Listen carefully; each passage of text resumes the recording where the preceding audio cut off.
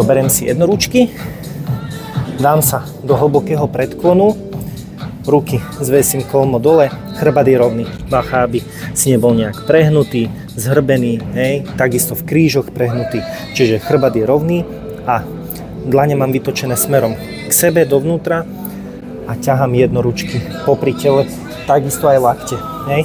Nesmú ísť lakte nejako takto do strán, ale musia ísť pekne popri tele.